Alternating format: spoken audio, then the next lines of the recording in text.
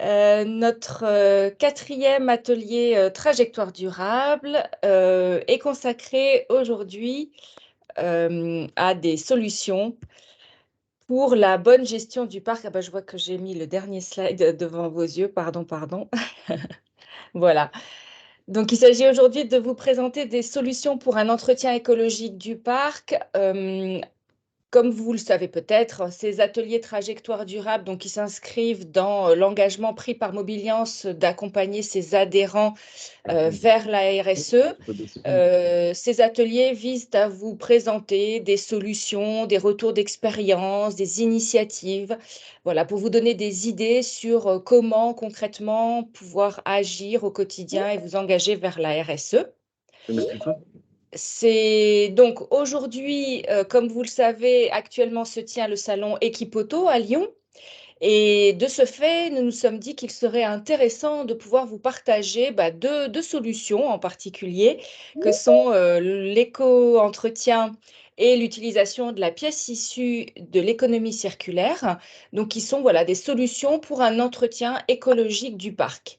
Donc nous sommes en direct d'Equipoto, surtout nos trois invités que vous allez voir. Moi, je ne suis pas encore à Equipoto, mais je n'en suis pas loin. Et voilà, donc nos trois invités aujourd'hui, Étienne Dio, Patrick Poincelet et Julien Dubois, mais je les laisserai se présenter. Donc voilà, ils sont en direct d'Equipoto, dans un salon VIP pour être quand même au calme pour pouvoir vous parler aujourd'hui. Et je les remercie infiniment de prendre un petit moment pendant ce salon pour venir partager et vous présenter donc ces solutions pour un entretien écologique du parc. Voilà, comme nous n'avons qu'une heure, je ne vais pas m'attarder davantage et surtout leur laisser la parole pour qu'ils puissent nous présenter donc ces solutions. Et donc je propose, Étienne, que tu commences. Donc tu te présentes, peut-être présenter l'association Éco-Entretien rapidement, et puis rentrer plutôt par concrètement, c'est quoi l'éco-entretien et comment ça se passe aujourd'hui concrètement pour un professionnel qui souhaite mettre en place cette prestation pour ses clients. Merci Étienne. Très bien, merci Christine. Bonjour à tous. Est-ce que vous nous entendez correctement? Parfaitement. Bon. Donc, moi, je suis Étienne Dio, je suis délégué général de l'association Éco-Entretien. Et au regard du sujet d'aujourd'hui, je pense que je suis le plus en adéquation avec le thème, puisqu'il s'agit d'entretien écologique.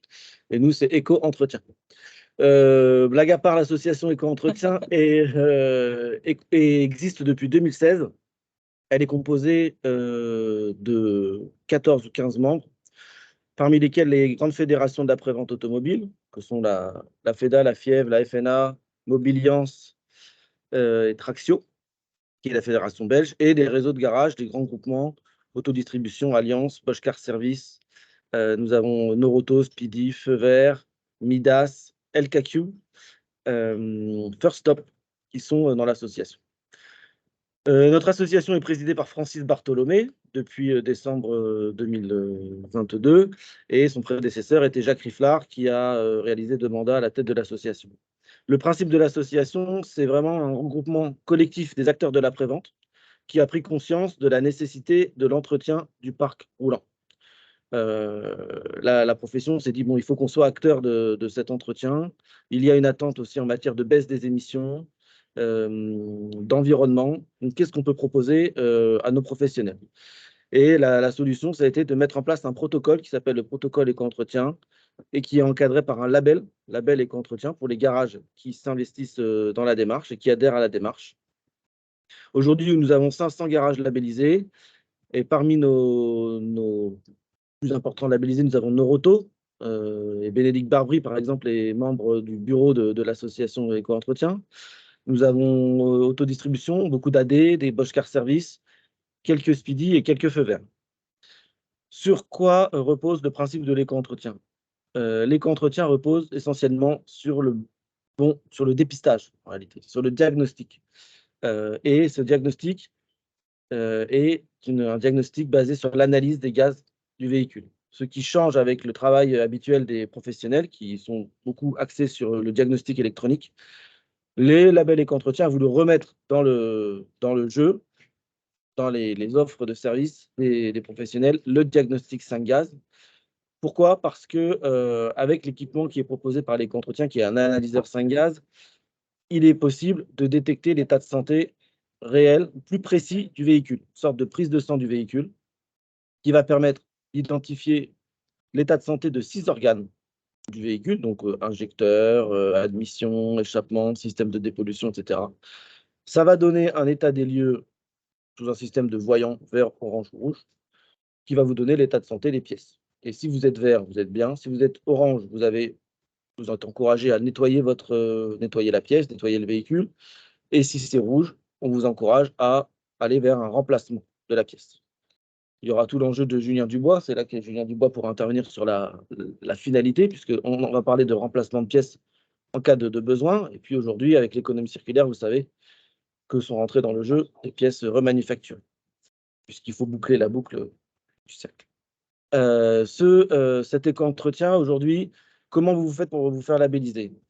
Il y a évidemment une question d'investissement, de matériel, donc d'analyseurs 5 gaz labellisés, avec une utilisation de produits labellisés éco-entretien. Donc, parmi les équipementiers labellisés aujourd'hui, nous avons Bosch, nous avons Capelec et nous avons AVL.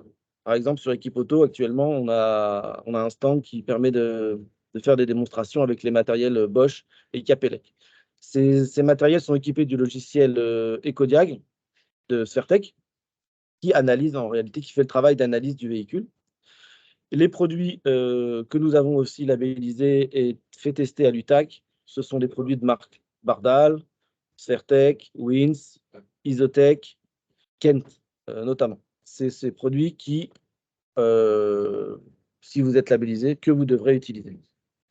Et il y a une démarche aussi de formation, puisque l'association et les membres de l'association ont voulu insister sur la formation, qui est, selon nous, pour les professionnels, le nerf de la guerre et la garantie d'abord de monter en compétence de vos personnels, mais aussi de garantie de qualité et de bonne réalisation pour les automobilistes.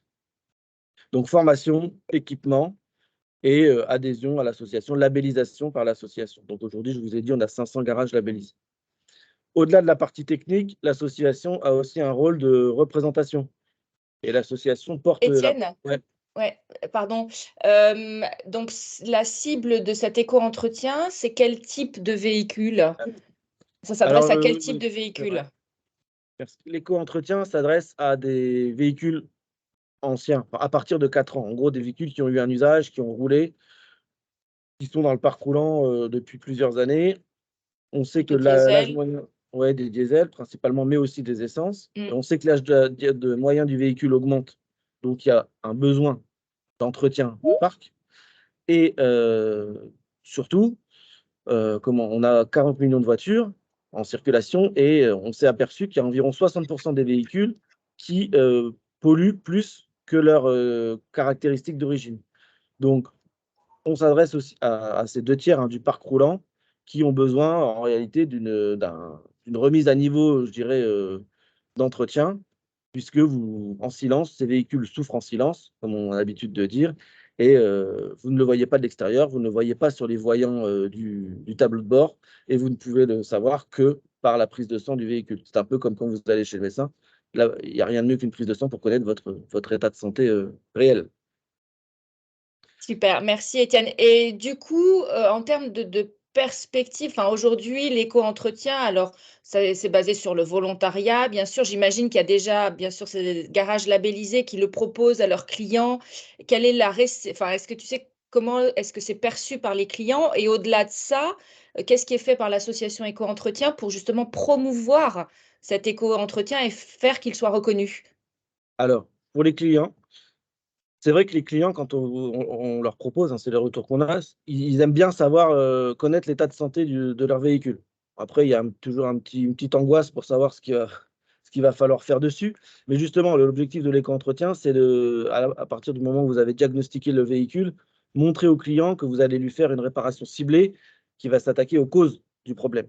Et pas une réparation à l'aveugle, vous montrez votre compétence et vous montrez que vous avez une technicité qui va permettre par la réparation ciblée. Et si vous ciblez la réparation, vous limitez les dégâts, ou au moins, pardon, vous limitez les dépenses, vous ciblez les dépenses. Vous n'allez pas faire des réparations tous azimuts. Et puis, ça donne aussi une espèce de garantie au client de l'état de son véhicule.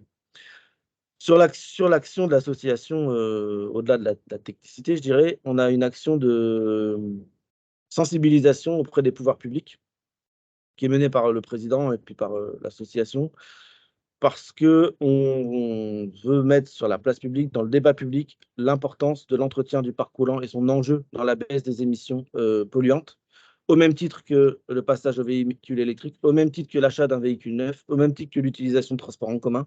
Le parc roulant, qui regroupe quand même 40 millions de voitures, peut être un levier de baisse des émissions. C'est ce qu'on s'essaye de faire comprendre depuis des années. Moi, ça fait 4 ans que je suis dans l'association, ça fait 4 ans qu'on porte le même discours. Ce qui est intéressant, c'est que depuis 4 ans qu'on porte le même discours, là seulement que depuis quelques mois, ça y est, les oreilles commencent à être attentives dans les pouvoirs publics.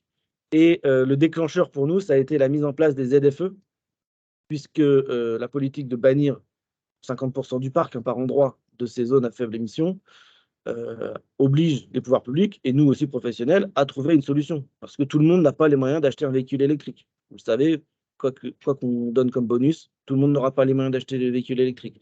Tout le monde n'a pas les moyens d'acheter un véhicule neuf. Tout le monde n'a pas l'accès au transport en commun. Donc, qu'est-ce qu'on fait pour ces 40 millions cette moitié de 40 millions de personnes?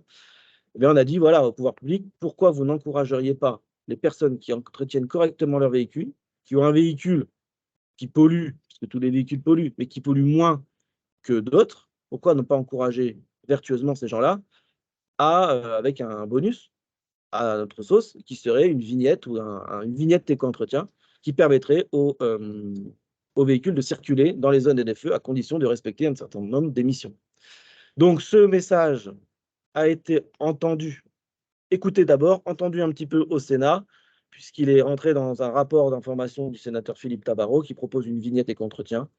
Nous avons un travail de conviction, de lobbying, mais bon, on peut dire de conviction, c'est moins gros mot, auprès des parlementaires, des ministères aujourd'hui. Hier, hier, on a fait une démonstration de cabinet d'Agnès Pannier-Runacher de l'importance de ce sujet. Donc, c'est un travail qui continue. On a les pouvoirs publics, on va essayer d'accrocher les pouvoirs publics, mais aussi on a besoin que les professionnels s'engagent vers cette démarche pour être plus forts et porter. On sait que c'est important, il y a un investissement important, mais je pense que ceux qui se sont lancés dedans ne le regrettent pas. Après, c'est à nous de convaincre les autres de le faire. Voilà. Voilà à peu près ce que je peux vous dire sur l'éco-entretien. Super, merci Étienne. Il y a Il y avait une juste une question, j'ai vu. question. Ouais. Je Est-ce n'ai pas pu la lire. que, est-ce que ça peut concerner les véhicules hybrides non rechargeables? Bah, dès lors qu'il y a un moteur thermique, ça peut concerner le véhicule, oui. Puisque vous avez un pot d'échappement dans les véhicules hybrides. Vous avez une partie thermique. Mais bon, ça doit être un véhicule récent. Donc, Ouais, normalement, ça vous concernera d'ici 4 ans. Après, tout dépend de l'utilisation qui est faite du véhicule et de son entretien. il y 7 a ans. 7 ans. Ah, mais donc déjà. Bah oui, ça le concerne alors. Vite, faut aller vous faire entretenir le véhicule, là. Vite, allez le faire entretenir. Non, mais oui, ça concerne, ça peut. Dès lors qu'il y a un moteur thermique, c'est possible. Ok, parfait. Merci beaucoup. Merci Étienne. Bien, donc après cet éco-entretien, on va rester dans cet entretien écologique avec les pièces issues de l'économie circulaire et peut-être commencer par Patrick Poincelet qui va nous faire Merci. voilà, que je vais laisser se présenter et qui va pouvoir donc nous parler plus particulièrement de la pièce de réemploi. Peut-être te rappeler quelles sont les obligations pour les réparateurs en Oui, matière oui, je vais les faire. d'utilisation. Voilà, voilà. On va essayer. Bonjour à tous. Donc, Patrick Poincelet, je suis président de la branche des centres agréés VHU de chez Mobiliance déjà depuis plus de 20 ans. Donc, je peux parler d'une profession que je connais bien, une profession qui n'est pas jeune, ce n'est pas une jeune profession. Je rappelle quand même que la profession est née après-guerre, donc là encore pour des raisons, pour purement des raisons économiques à l'époque, tout Mm. simplement parce que à la Deuxième Guerre mondiale, bah, toutes les usines de construction automobile avaient été réquisitionnées pour fabriquer de l'armement. Donc au moment de la libération, bah, il n'y avait pas de pièces détachées pour entretenir les véhicules qui circulaient. Donc déjà là, la seule solution était la pièce de réemploi. Donc vous voyez, on ne change change rien, on n'a pas encore changé, puisqu'aujourd'hui, ça revient d'actualité. Alors, forcément, vu mon âge et ma couleur de ma barbe, je peux dire que j'ai vécu pas mal de choses, mais aujourd'hui, je suis quand même très satisfait parce que pour la première fois, on reconnaît la pièce de réemploi comme étant une véritable alternative complémentaire aux produits neufs, aux produits, on le verra avec Julien tout à l'heure, on devient la 5e source de produits disponibles pour les réparateurs. Alors maintenant, je pense la première des choses qu'on doit faire quand on va parler d'éco-entretien, entre autres, ou de trajectoire durable, eh bien, il faut qu'on fasse des constats. Quels sont les principaux constats? On s'aperçoit qu'aujourd'hui encore, un véhicule vit en moyenne, puisque l'âge moyen de fin de vie des véhicules en France est toujours de 20 ans. Donc, clairement, un véhicule a une durée de vie moyenne de 20 ans. Alors, véhicule, durée de vie. Alors, ça, c'est le premier constat. Le deuxième constat que l'on peut faire, c'est que l'âge moyen du parc recule. On arrive à plus de 11 ans de parc moyen. Ce qui veut dire que là, on commence déjà à toucher, à savoir que plus d'un véhicule sur deux a plus de 8 ans d'âge, puisqu'on est maintenant, on va bientôt arriver aux 2 tiers du parc. Troisième constat qu'on doit faire, c'est qu'on est dans une période où l'économie a quand même beaucoup son sens, le pouvoir d'achat baisse et beaucoup de consommateurs cherchent des solutions économiques. Troisième constat. Quatrième constat, on parle de plus en plus d'environnement et de problématiques d'environnement. On parlait des zones ZFE et ainsi de suite. Donc, quand on commence à mettre tous ces paramètres et tous ces constats les uns à côté des autres, eh bien, un réparateur de demain et un réparateur d'aujourd'hui et de demain doit se poser la question, à mon sens, maintenant j'ai peut-être tort de le prétendre, mais je pense sincèrement qu'un réparateur doit se poser la question de comment j'entretiens le véhicule de ce parc circulant, avec quel produit, parce que l'important, c'est d'adapter sa réparation aux besoins de son consommateur. C'est pas, là, j'enfonce des portes ouvertes et vous le savez très bien, mais on s'aperçoit que quand on parle, et surtout en province, de parc automobile, puisque souvent des consommateurs ont plusieurs véhicules parce que c'est une nécessité, 1, 2, voire 3 véhicules, eh bien, aujourd'hui, les réparateurs ont l'obligation, s'ils veulent faire leur métier correctement et s'ils veulent répondre aux besoins et conserver leurs clients, répondre à des solutions aussi bien en termes de main-d'œuvre, bien sûr, de constat de main-d'œuvre, mais aussi au niveau de la fourniture des produits. Et notre pièce de l'économie circulaire. Alors, parallèlement à ça, la profession, et vous le savez tous, a fait beaucoup d'évolutions dans ces 10 dernières années, en termes de structuration de nos entreprises, qualité de sélection des pièces, traçabilité des pièces, contrôle qualité des pièces, présentation de nos produits et garantie. Donc, tout ça, on l'a mis en place. Pourquoi? Parce que nous sommes absolument conscients que nous avons eu un rôle à jouer dans cette économie comme étant une fourniture potentielle. Parallèlement à ça, on a la loi. La loi, puisque le législateur a aujourd'hui considéré qu'effectivement, je le rappelle, que dans tous les déchets, d'une façon générale, le réemploi est la première source de valorisation. Donc, quel que soit le produit, on a tous les États membres ont l'obligation de favoriser le réemploi. Mais vous l'entendez maintenant parler, surtout dans le cadre de la loi AGEC, où on parle maintenant quand même de faire du réemploi dans les produits du bâtiment, dans d'autres produits. Donc, eh bien, la pièce en a fait partie. Donc, aujourd'hui, je rappelle qu'une loi est sortie, un arrêté est sorti en 2017, imposant, je dis bien c'est imposé, ce n'est pas une possibilité potentielle de proposer, mais une obligation de proposer à ses clients une alternative avec la pièce de l'économie circulaire. Alors, cette loi, je le rappelle, elle existe depuis 2017 avec certaines obligations. Je rappelle que quelle que soit la marque, quel que soit le produit concerné, cette obligation existe pour la totalité des entreprises qui effectuent des entretiens et des réparations sur des véhicules. Qu'on soit même dans les marques de prestige, il y a des obligations, entre autres, le premier, une obligation d'affichage, puisque vous avez l'obligation d'avoir sur tous vos sites de vente, sur tous vos documents de communication, l'obligation de proposer cette alternative. Alors, cette alternative, elle dit quoi? Elle dit que vous devez proposer cette alternative de pièces d'économie circulaire sur un certain nombre d'organes. Alors là encore, j'essaye de confirmer parce qu'il y a beaucoup de paroles qui sont faites, dites et interprétées qui ne sont pas la loi. Alors, premier rappel, en France et en Europe, il n'y a aucune interdiction de vente de pièces de réemploi. On peut parler de plaquettes de frein, d'airbags, de tuyaux de frein. On a le droit de tout vendre. La loi aujourd'hui nous interdit aucunement la vente d'un organe, d'un véhicule. Ça, c'est la loi. Deuxième chose, donc ce texte, il dit quoi? Il ne dit pas que vous avez l'interdiction de proposer à la vente, vous avez l'interdiction de monter ces pièces-là. Il vous donne seulement les organes sur lesquels vous avez des obligations de proposer, d'accord, ces organes. Il faut bien faire la nuance entre l'obligation, l'interdiction de vente et l'obligation de proposer, parce qu'aujourd'hui, il y a une grosse confusion, et entre autres des experts automobiles. On a remis un peu l'église au milieu du village parce qu'il y a beaucoup de problèmes d'interprétation.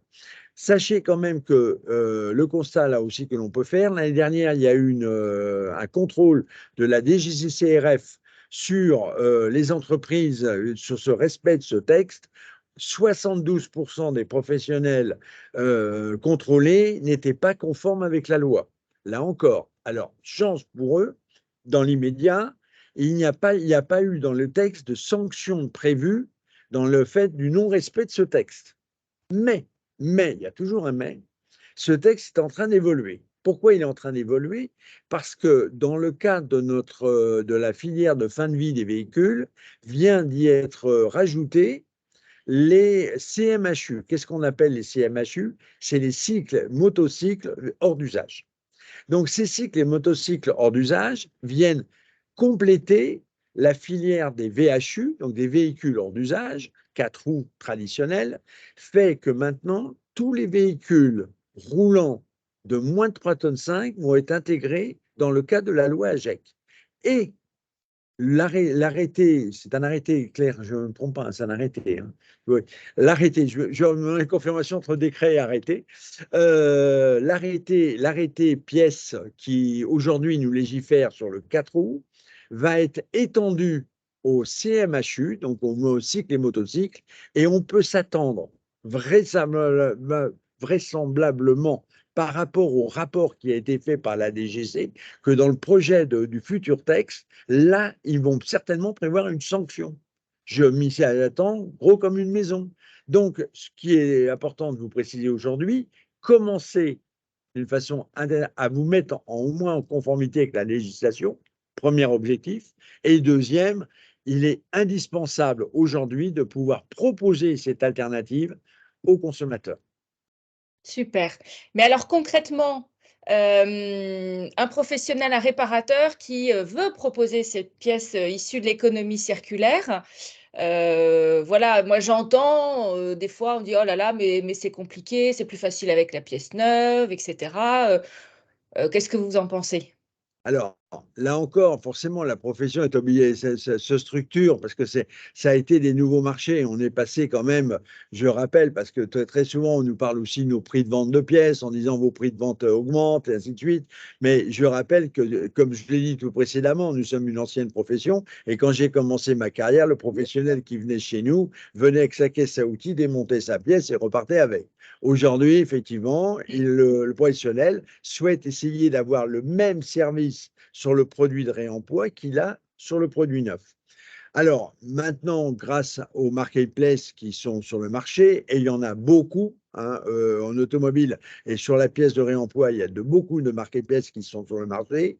De plus en plus, nous avons des marketplaces qui font aussi des facturations centrales et des facturations fin de mois, des commandes centralisées, parce que effectivement, de toute façon, quoi que l'on fasse dans le réemploi, on aura toujours un problème, et on le sait tous dans le produit d'occasion, de mettre en rapport la personne qui cherche et la personne qui l'a. Donc, clairement, quand on engage une grosse réparation, on va trouver régulièrement les pièces dans différents centres. D'accord? Puisque certains pourront amener l'aile, l'autre le phare, l'autre le capot, ou d'autres pièces mécaniques. Alors, c'est surtout plus en réparation collision qu'en réparation mécanique, parce que sur la mécanique, on est plus souvent sur une pièce unique, un démarreur, un alternateur, un moteur, une boîte. Donc, c'est plus simple. On a un fournisseur, un client, c'est beaucoup plus simple. Par contre, quand on fait de la réparation collision, on est sur une multitude de pièces et très souvent, elles peuvent arriver de 300 ou 4 centres différents. Donc, mais aujourd'hui, la profession s'est structurée, les marketplaces se sont structurés pour pouvoir faire la commande centralisée. On passe des commandes en ligne, hein, donc peu importe, on peut passer à différents centres les commandes de toutes les pièces qu'on a besoin. On commence à faire de la facturation centralisée, la facturation fin de mois. Donc, tout ça est en train d'évoluer. Et forcément, je n'ai pas dit qu'on tout le monde, on n'était pas encore dans un monde parfait, mais ça s'améliore. Alors, je vois qu'il y a beaucoup de questions qui sont en train de Ouais, tomber. Non. alors je vais vous dire, quelles sont les possibilités de refuser de proposer la pièce au client? Dans quel cas, en Alors, fait, on n'est pas tenu de proposer la pièce issue de l'économie alors, circulaire? effectivement, les textes donnent plusieurs possibilités, entre autres, et c'est pour ça que, bon, soyons honnêtes, celui qui veut pas en monter arrivera toujours à trouver l'astuce pour pas en monter. Hein. Mm. Clairement, la loi leur a dit d'une main, leur a dit, on vous oblige à faire quelque chose, et de l'autre côté, de dire, on va vous donner les possibilités de vous sortir de ne pas le faire. Donc voilà, en toute honnêteté, pourquoi? Bah parce que ils ont précisé que si vous considérez que les règles de sécurité, de qualité, enfin, il y a un certain nombre, il faut bien relire le texte, hein, mais vous pouvez mettre en avant plein d'arguments, y compris celui de dire que vous n'avez pas trouvé le produit. Par contre, assurez-vous, dans ce cadre-là, d'avoir fait au moins une demande pour justifier que vous avez fait une demande de recherche de Au pièces. moins Mais, chercher, mais voilà. au moins chercher. Mais je dirais que, en toute honnêteté, même si ça ne me convient pas bien, hein, en tant que représentant des centrales VHU, mais le législateur a laissé beaucoup, beaucoup de Mm. possibilités aux réparateurs pour se dégager de cette Mm. obligation.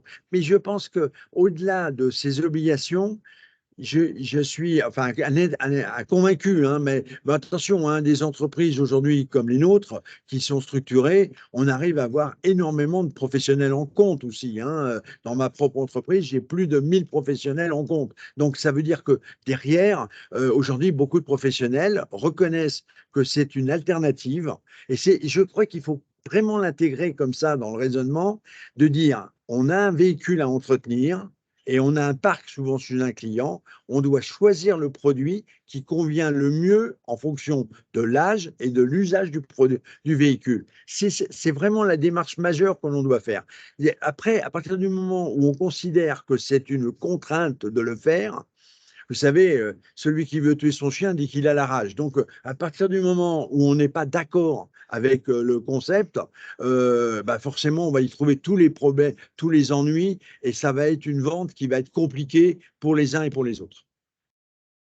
Je vois qu'il y a des Oui. questions, il y a beaucoup de Oui, il questions. y avait une question sur les garanties. Quel est le Alors, niveau de garantie? Comment ça se passe au niveau de la garantie? A priori, ça alors semble être un souci. oui, alors il y a forcément, peut avoir la petite boutade de dire la pièce est garantie jusqu'à la porte. Hein, c'est ce on avait, on pouvait dire aussi que c'était une formule, hein, une formule. Clairement, aujourd'hui, on sait qu'on est obligé, la profession a vite compris que les professionnels avaient besoin de garanties parce que derrière, ils ont un consommateur qui lui-même a des garanties et des obligations de résultats qu'il impose aux professionnels. Donc aujourd'hui, il faut regarder parce que sur chaque site, tout ça c'est bien précisé. On va en moyenne à minima, je vais dire, de 3 mois de garantie, mais c'est le minima. La majorité aujourd'hui des produits sont garantis à minimum 1 an. Ok, très bien. Et il y avait aussi une question sur le taux d'utilisation. Est-ce que vous avez une idée un peu des chiffres, savoir qu'est-ce que ça représente en fait la pièce issue de l'économie circulaire dans la… Alors là encore, il faut différencier deux choses, la réparation collision de la réparation maintenance. D'accord. D'accord? Mm. Alors, bon, bah, tout le monde le sait, là, je pense qu'autour de la table, j'enfonce encore des portes ouvertes. Le premier donneur d'ordre qui a compris qu'il y avait un moyen de gagner un peu d'argent, c'est l'assureur. Donc, Mm. l'assureur s'est empressé de reprendre ce texte et d'imposer et quasiment de faire du forcing entre les experts et les compagnies, on fait du forcing auprès des réparateurs des carrossiers, hein, de la réparation collision, et on a vu nos chiffres exploser aujourd'hui en termes de volume, hein, puisque aujourd'hui, des acteurs comme le BCA Expertise ou SRA même communiquent pour dire qu'on est entre 8 et 10% de pièces de réemploi. Mais sachez quand même que le prix de la pièce de réemploi est à aujourd'hui, hein. Demain, ce sera peut-être différent suivant la position et la position des producteurs dans la chaîne. Mais nos pièces de réemploi sont entre 30 et 50% du prix du neuf. Donc, ce qui veut dire que globalement, quand on pèse 8% ou 9% de part de marché, on pèse quand même entre 15 et 16% de volume de pièces quand même. D'accord? Mhm. Donc, et ce chiffre progresse beaucoup plus vite en carrosserie qu'en mécanique. En mécanique, c'est relativement stable. En carrosserie, on développe, et là, on est véritablement même en manque de produits, hein. On a un grand manque de produits et pour satisfaire la totalité des clients. Par contre, par exemple, en mécanique, on a par contre des organes phares.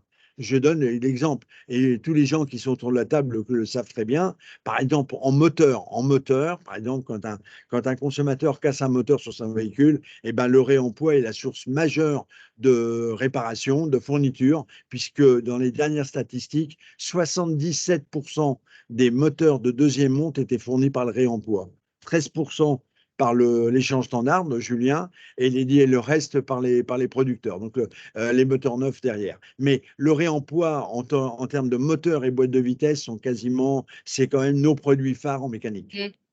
Mm. D'accord. Très bien. Eh bien, écoutez, du coup, on va passer à Julien. Merci beaucoup, Patrick. Voilà, donc Julien qui va lui aussi se présenter. Il le fera bien mieux que moi. Voilà, et nous parler donc du coup du remanufacturing, des pièces remanufacturées, nous présenter ce nouveau métier chez Mobiliance, mais pas nouveau du tout en France, puisque c'est aussi un métier qui existe depuis longtemps. Merci Julien, je te laisse te présenter. Merci, avec plaisir. Merci Christine. Bonjour à tous. Donc, je suis Julien Dubois, je suis le président effectivement du métier remanufacturing chez Mobiliance, qui est le dernier né dans l'organisation Mobiliance. On vient de rejoindre, on était une association, j'allais dire indépendante, de remanufacturiers français. On a rejoint cette grande famille de Mobiliance pour justement tisser des liens, créer des ponts avec les autres métiers, et notamment avec Patrick qui vient de s'exprimer, puisque pièces remanufacturées et pièces de réemploi font partie et défendent la même cause. C'est la cause de l'économie circulaire dans la maintenance automobile. Voilà. Je suis moi-même remanufacturier, puisque je remanufacture des injecteurs, des pompes à injection et des filtres à particules à Saint-Étienne, dans une usine dédiée. J'allais dire, c'est une petite entreprise industrielle qui est à l'image des adhérents remanufacturiers de notre métier, c'est-à-dire effectivement plutôt des PME très industrielles, d'ailleurs parfois assez peu visibles, hein, assez cachées derrière leurs clients, les distributeurs ou les constructeurs, et toujours très experts d'un produit ou de deux produits. Alors, on est sur une vraie expertise. Quand vous savez remanufacturer un injecteur, vous n'y connaissez rien en embrayage ou en moteur. Vous voyez ce que je veux dire? Donc, c'est toute ce tissu industriel local, qui évidemment est réparti dans les territoires partout en France, c'est un savoir-faire qu'on se charge chez Mobiliance de mettre en avant, d'exposer davantage, de faire briller, parce que ces savoir-faire sont des expertises. Bien souvent, Christine le disait, depuis des années, des décennies, hein, on a une boîte centenaire hein, qui est membre de Mobiliance, qui fait des embrayages depuis 50 ans en Bretagne. Et on a des gens qui font des moteurs, des boîtes de vitesse, des alternateurs, des démarreurs, des pièces de direction, des pièces de transmission, des injecteurs, des pompes à injection. Je ne vais pas m'arrêter, je la ferai tout entière. Des moteurs, des boîtes, je l'ai déjà dit. Donc, voilà, c'est circulaire, je refais la liste plusieurs fois. Donc, non, il y a effectivement beaucoup alors, en mécanique. Alors, on a également intégré deux métiers qui sont très intéressants dans le panel de produits qui se remanufacturent. C'est le pneumatique. Alors, pneumatique, c'est un sujet intéressant parce que le pneu rechappé, ça existe depuis toujours, ça aussi, hein. C'est-à-dire que les process industriels dont on est en train de se parler, là, refabriquer des choses, ça existe depuis toujours, depuis la Deuxième Guerre mondiale, beaucoup développé aux États-Unis, par exemple, pour les mêmes raisons que ce que disait Patrick tout à l'heure, hein. On était dans une logique d'effort de guerre de l'industrie. Il fallait trouver des solutions avec ce qu'on avait pour fabriquer des produits. Donc, c'est de là que c'est venu. D'ailleurs, les États-Unis sont aujourd'hui beaucoup plus développés en matière de remanufacturing que l'Europe. Donc, on a un retard à rattraper. Et en réemploi aussi, effectivement. Je parlais du pneumatique parce que le pneumatique rechappé, tout le monde connaît. Alors, pas forcément avec une très très bonne image, hein. On a souvent l'image de on a recollé une bande de roulement puis elle a éclaté sur l'autoroute, hein. Je ne sais pas si vous avez toute cette image-là.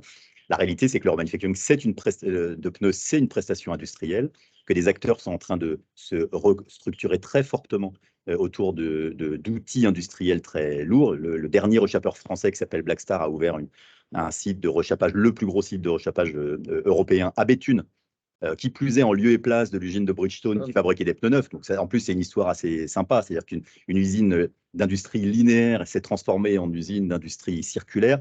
Pôle emploi de Béthune était plein d'experts du pneumatique. Je peux vous laisser imaginer que le nouveau propriétaire des lieux est allé chercher les talents et les savoir-faire du pneumatique là. Donc voilà, c'est une très très belle histoire de réimplantation, de réindustrialisation dans une friche en France. Et c'est un peu le cas de beaucoup de métiers du Riemann d'ailleurs. On est presque par nature sur des sites de fabrication, de production à proximité, là en France ou en Europe proche. Pourquoi? Parce que notre matière première, elle est là. Hein, c'est les déchets, entre guillemets, hein, des ateliers ou des centres VHU, et puis nos clients sont là aussi. Donc, j'allais dire au contraire de la pièce neuve, où vous avez 80 à 90% de la production qui est faite en Asie lointaine, bah, la proportion elle est quasiment inverse sur l'échange standard, où 90% de la production achetée en France est faite en France. Donc c'est aussi, et on essaie bien sûr de porter ce message auprès des pouvoirs publics, c'est aussi un levier d'emploi industriel, de réindustrialisation de nos pays avec des petites unités réparties partout, peu délocalisables, et avec des emplois techniques, avec beaucoup de formation, hein. Ce sont des métiers très manuels, assez peu mécanisés en fait. Quand vous imaginez effectivement déconstruire et reconstruire un produit, on est beaucoup moins dans une logique lean industrielle, donc beaucoup de main-d'œuvre.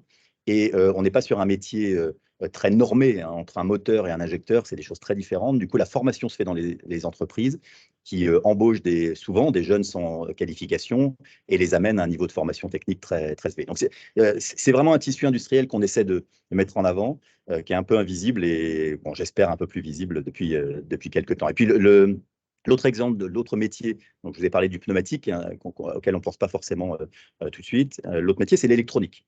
Et la réparation d'électronique est également un des métiers qu'on représente chez Mobiliance Remanufacturing.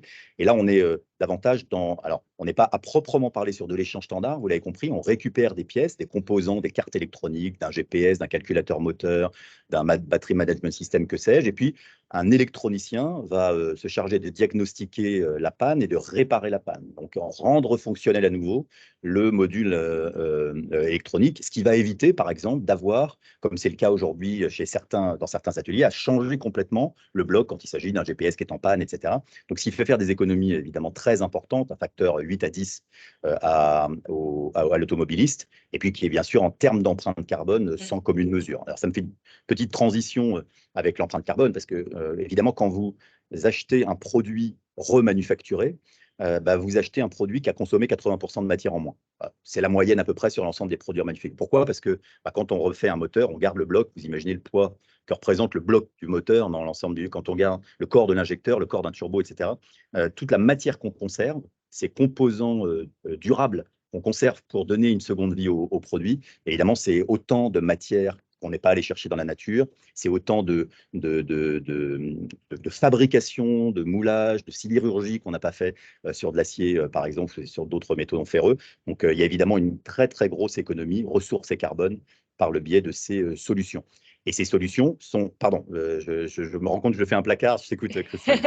Non, non, c'était juste peut-être te demander de rappeler en fait la définition d'une pièce remanufacturée par rapport peut-être à une pièce de réemploi. C'est peut-être pas évident et su de tous. Et puis, du coup, aussi, ces pièces remanufacturées, aujourd'hui, en termes de…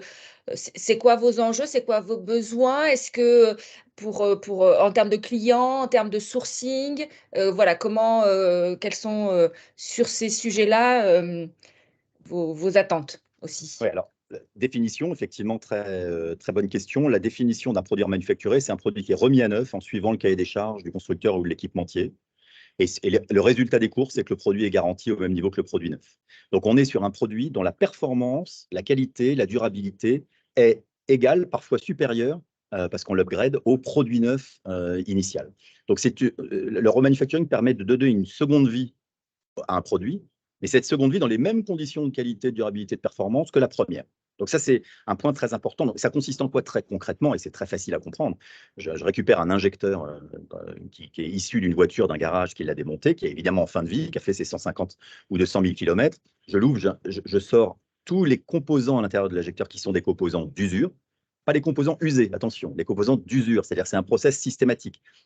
S'il y a un petit composant d'usure qui n'est pas complètement usé, qui pourrait encore faire l'affaire, non, on ne le garde pas, on est dans un process systématique. Pour un produit, c'est les 15 composants sur 30 qu'on change et on les remplace par du neuf. Ensuite, le produit qui est remonté passe sur des bancs de test qui sont des bancs de test homologués par l'équipementier d'origine. On est par exemple sur l'injecteur en partenariat très étroit avec Bosch, avec Delphi, avec les principaux fournisseurs de fabricants initiaux des produits, ce qui permet de sortir un produit homologué par le fabricant d'origine, brandé même avec la marque du fabricant d'origine, avec la garantie du produit neuf, et à la fin avec un prix qui est évidemment très inférieur au produit neuf. Donc j'allais dire, quand je vous fais cette liste-là, j'ai l'impression de cocher toutes les cases. Je me dis, maintenant, il y a un truc que j'ai loupé. Là, je fais le VRP, c'est pas possible, il manque quelque chose. Ben non, il manque rien. On est vraiment sur un type de produit qui s'est imposé d'ailleurs. Et les personnes ici autour de la table le savent. Quand vous parlez de machines tournantes, quand vous parlez même d'injecteurs, de moteurs, Patrick en parlait, évidemment, l'économie circulaire au sens large a pris le pas sur le neuf. Déjà, ils se vendent plus et beaucoup plus sur certains segments de produits issus de l'économie circulaire que de produits neufs. Donc, on a encore beaucoup de travail à faire. Il y a encore beaucoup de segments sur lesquels la notoriété de ces solutions doit être faite auprès des professionnels pour qu'on continue de réduire très fortement et collectivement l'empreinte environnementale. Alors, et justement, ça, c'est un de nos enjeux pour Et répondre pourquoi à les Américains font mieux que nous? Alors ça, c'est historique. C'est-à-dire que l'industrie s'est structurée beaucoup plus rapidement. D'ailleurs, les casses automobiles, hein, les constructeurs se sont aussi structurés beaucoup plus. Vous avez des grands groupes là-bas, ce qu'on n'a pas chez nous. C'est-à-dire qu'il y a une structuration de l'industrie, tant sur la collecte de pièces que sur le remanufacturing, qui est beaucoup plus forte aux États-Unis de manière historique. Je rappelle aussi, si je me permets, je reprends un petit peu la parole pour compléter sur ton propos, Christine. Les États-Unis, il y a pour deux raisons. Déjà, la première, c'est que dans le cadre de la réparation collision, par exemple, ils sont indemnisés, c'est-à-dire qu'ils sont remboursés. Les personnes qui sont victimes d'un sinistre touchent de l'argent. Donc, à partir du moment où ils ont touché un capital, entre guillemets, ils essaient de trouver une solution la plus économique possible en fonction de ce capital pour qu'il en reste le maximum. Donc ça, c'est la première raison déjà pratico-pratique. Et la deuxième, la deuxième raison, la deuxième chose aussi qu'on doit dire, c'est qu'effectivement, ils sont extrêmement, puisque aujourd'hui, on est à 20% de marché, de part de marché aux États-Unis, mais je vais vous donner quelques chiffres quand même pour comprendre un petit peu. En Europe actuellement, et entre autres en France, on est sur une moyenne de récupération de pièces de réemploi. On est sur 15 pièces en moyenne par VHU. Les plus performeurs sont autour de 40 pièces. Mais pour donner des comparatifs, en Suède, on est à 60 pièces d'utilisées sur chaque véhicule en fin de vie. Donc 15 en France, 60 en Suède et 120 aux États-Unis. D'accord? Et juste pour information, je me rappelle aussi qu'un des gros du marché de la pièce de rechange, le groupe LKQ, que tout le monde connaît aujourd'hui, LKQ est au départ un centre de recyclage, une ancienne casse auto américaine. Il faut le savoir. La base, c'est une casse auto. LKQ, c'est un casseur américain. D'accord? Centre VHU. OK. On souhaite au centre VHU français le même avenir. C'est certain. Juste pour revenir sur les enjeux, Christine, c'était une des questions, les enjeux pour les remanufacturiers. Alors, il y a un enjeu qui est clé, comme n'importe quel industriel, c'est la matière première. Sauf qu'un industriel qui fabrique des produits, sa matière première, c'est l'acier, c'est l'aluminium, etc. La matière première d'un remanufacturier, c'est les produits usagés. Et donc, on a évidemment un grand enjeu de récupérer là où elles se trouvent, les pièces usagées qui ont été démontées des voitures. Deux sources qui aujourd'hui sont importantes pour nous. Alors, je vais commencer par la deuxième en volume, c'est les centres VHU dont on vient de parler, parce qu'effectivement, quand un produit est démonté d'un centre VHU, il peut être vendu en réemploi directement, bien sûr, à un garagiste ou à un automobiliste. Il peut également être apporté en tant que matière première au remanufacturier pour permettre de créer de la matière première. Ça, c'est une première source. La deuxième source, qui est en réalité la première en volume aujourd'hui, c'est les garagistes eux-mêmes. C'est-à-dire que le VHU, c'est un super sourcing. La moyenne d'âge d'un véhicule en fin de vie, comme le disait Patrick, c'est 19 ou 20 ans en France.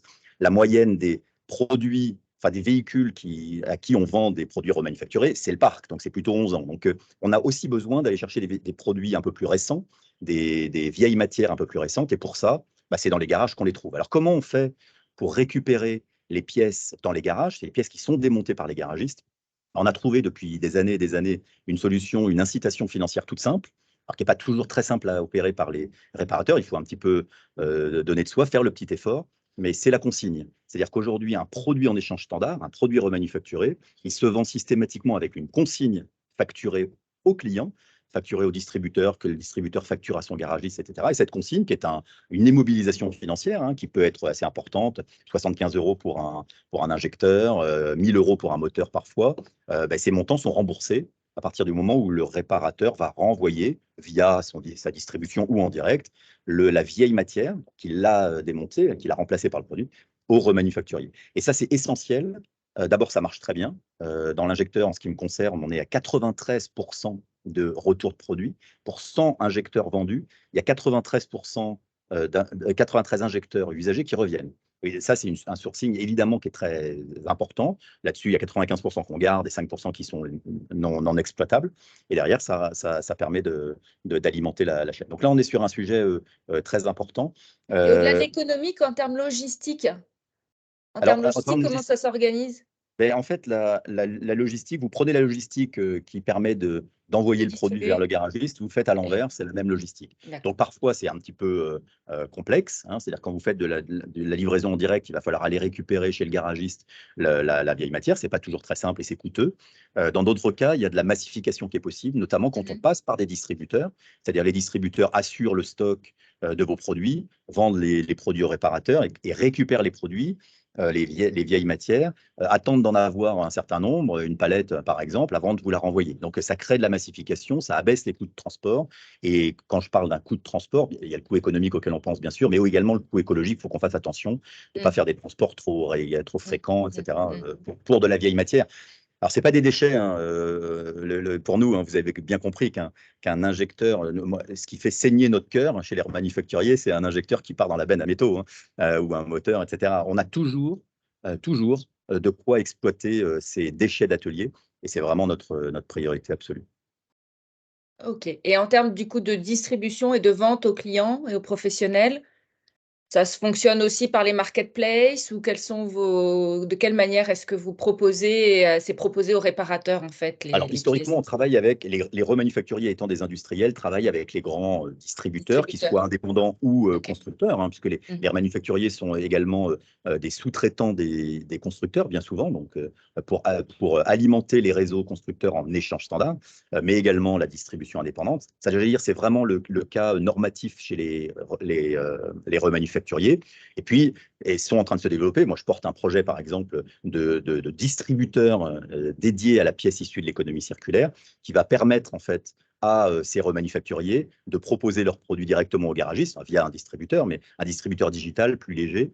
Donc, j'allais dire, c'est de toute façon une distribution, qu'elle soit constructeur ou IAM, et puis peut-être une nouvelle distribution qui est en train d'émerger, avec j'allais dire, une priorité absolue, voire, comme c'est mon cas, un côté ayatollesque sur la pièce issue de l'économie circulaire, et qui finalement n'a pas à faire d'arbitrage entre le neuf et le circulaire, mais propose toujours de la pièce issue de l'économie circulaire. Juste un mot pour boucler la boucle. L'économie circulaire pour un garagiste, c'est la pièce de réemploi, comme l'a dit Patrick, c'est la pièce remanufacturée dont on vient de se parler, c'est aussi les prestations de réparation. Aujourd'hui, pour une pièce un peu plus rare, un peu plus exotique, pour des pièces qui ne se remanufacturent pas, comme la pièce électronique par exemple, on a plein de solutions qui existent. On vient chercher le produit chez le réparateur, on le remet en état et on le ramène. C'est un petit peu plus long en immobilisation, c'est 3, 4, 5 jours parfois, mais c'est bien souvent la solution qui reste pour sauver un composant. Et quand on sauve une pièce de voiture, bah, en fait, il n'y a pas à mégoter, on sauve une voiture, hein, dans bien des cas.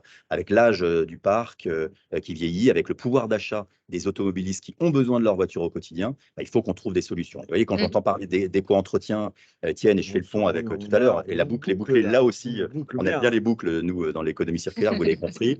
Bah, effectivement, quand vous faites un entretien, un éco-entretien, un diagnostic approfondi de votre moteur quand vous avez un véhicule un peu plus ancien, et que malheureusement, il faut passer, que certains indicateurs d'Étienne sont au rouge. On n'aime pas les indicateurs au rouge, personne ne les aime, mais quand ça se présente et que vous devez changer 4 injecteurs sur une voiture qui a 200 000 km et dont la cote est de 2 000 euros, bah, qu'est-ce que vous faites? Est-ce que vous changez avec du neuf? En fait, c'est juste impossible. C'est-à-dire vous passez dans l'économiquement irréparable ou dans l'économiquement inacceptable. Donc, dans ce cas-là, avec des pièces soit de réemploi, soit remanufacturées, les solutions sont proposées aux garagistes et on sauve tous les jours des voitures.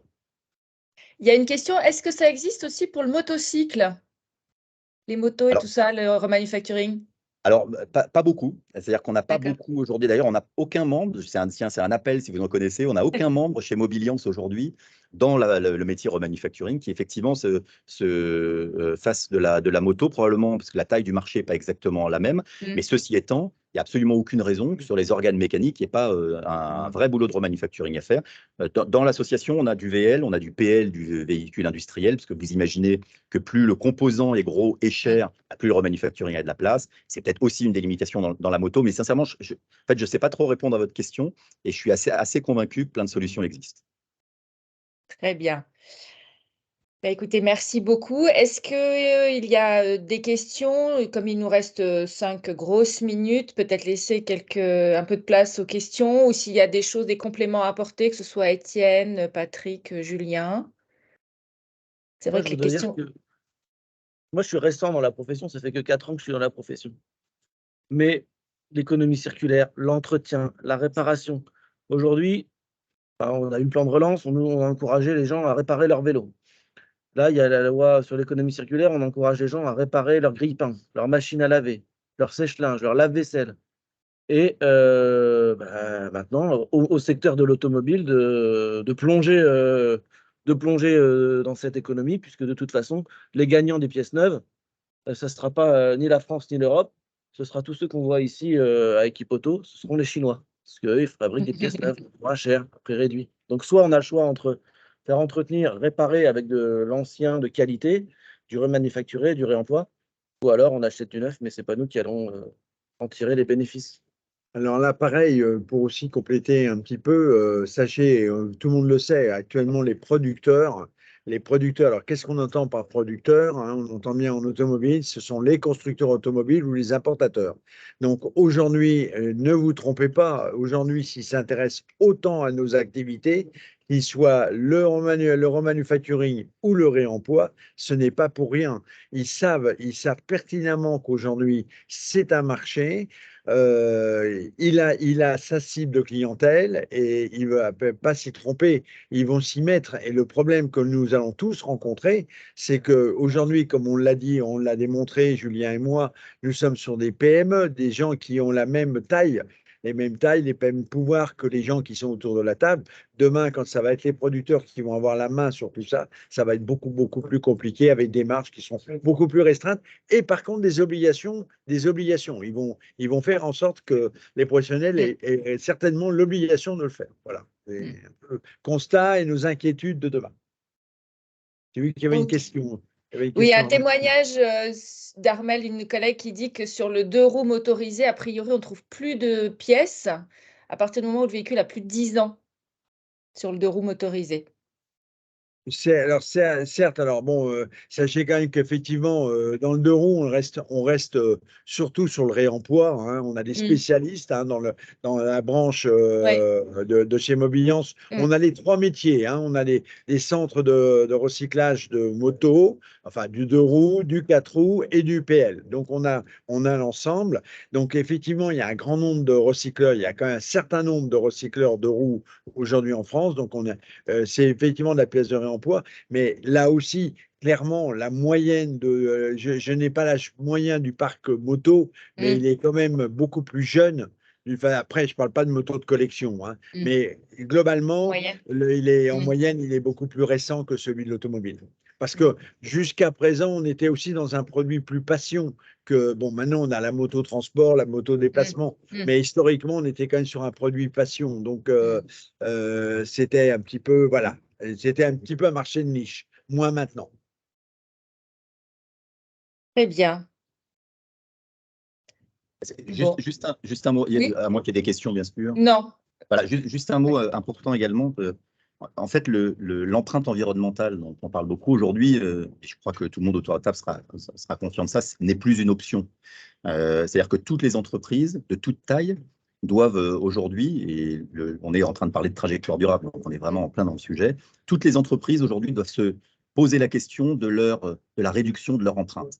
Et vous le savez, les calculs d'empreinte carbone notamment se sont élargis depuis peu pour les grandes entreprises à ce qu'on appelle le scope 3, c'est-à-dire pas seulement vos émissions à vous de votre activité directe, c'est-à-dire vos bureaux, vos entrepôts, etc., mais aussi et surtout les produits que vous achetez, les clients, vos fournisseurs, etc. C'est-à-dire que ça ouvre de manière beaucoup plus large le calcul et l'intégration dans vos empreintes de vos choix en réalité. Et quand on est un distributeur, par exemple, pour prendre l'exemple, hier, l'empreinte carbone d'un distributeur, c'était son transport, ses entrepôts.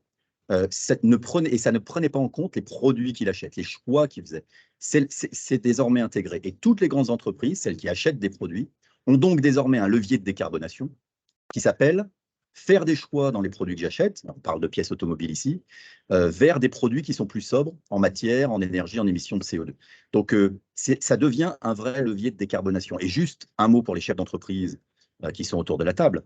Qui dit levier de décarbonation, dit abaissement de son empreinte environnementale, dit demain abaissement de sa fiscalité. C'est-à-dire que je n'ai pas une boule de cristal, mais quand aujourd'hui les pouvoirs publics vous imposent, et imposent aux grandes entreprises et bientôt aux plus petites, de faire des déclarations extra-financières, de faire des bilans carbone, c'est bien qu'un jour ou l'autre, derrière la tête, et peut-être pour rembourser notre dette Covid par exemple, la fiscalité s'adaptera et sera fonction de cette empreinte. Donc, dès à présent, pour les grands groupes comme pour les petits, préparez le terrain et adaptez vos comportements. Ce n'est pas une question seulement d'engagement écologique, c'est aussi demain une question de résilience économique de nos entreprises. Absolument. Alors là encore, je fais peut-être un petit peu, il y a 2 minutes justement dans notre site, le site que propose la profession qui s'appelle Ma Pièce d'Occasion, qui est un site où il y a 90 centres de chez Mobiliance qui sont dessus, hein, qui produisent, qui présentent leurs pièces. C'est le dernier produit qu'on vient de lancer dans le cas de notre site. Aujourd'hui, vous avez l'impact carbone, le calcul de l'impact carbone du choix de localisation de la pièce que vous aurez. C'est-à-dire qu'on calcule l'empreinte carbone qu'aura le transport de votre pièce pour vous proposer de la pièce la plus proche de chez vous pour réduire cet impact carbone. Vous voyez, donc on en a aussi déjà intégré parce que comme Julien, on en est persuadé, on pense que cet impact carbone, et on le voit, nous qui on travaille beaucoup avec la DGPR, donc au ministère de l'Environnement, on sent que c'est quelque chose qui est extrêmement intégré aujourd'hui. Donc la raison pour laquelle on a déjà commencé à l'intégrer dans le cadre de nos outils. OK. Très bien. Bon, bah, écoutez, parfait. Et sur l'impact carbone, l'éco-entretien aussi permet de réduire la consommation et les émissions de CO2, hein, puisque c'est très directement lié. Voilà, il y a le sujet CO2 et le sujet haute émission, NOx, particules, etc. Mais sur la partie CO2 aussi, l'éco-entretien a un impact puisqu'il permet, grâce à une meilleure combustion au niveau du moteur, de consommer moins et donc d'émettre moins de CO2. Donc c'est aussi, en termes de décarbonation, une contribution majeure. Bon, bah, écoutez, je vois qu'il y a plein de monde qui vous a rejoint derrière. Merci infiniment. Il est 10 h, on va respecter le timing. Merci. Bon salon à vous trois qui y êtes. J'arrive. Bonne fin de journée à tous. Voilà. Et puis, donc, notre prochain atelier Trajectoire durable sera le 27 octobre. Et puis, bah, n'hésitez pas, si vous avez des questions, à contacter votre interlocuteur habituel chez Mobiliance. Voilà, et à votre disposition pour un engagement collectif sur une trajectoire durable. Voilà, écoutez, merci beaucoup, bonne fin de journée. Merci à toutes et à tous, au revoir. Merci, au revoir. Merci, au revoir.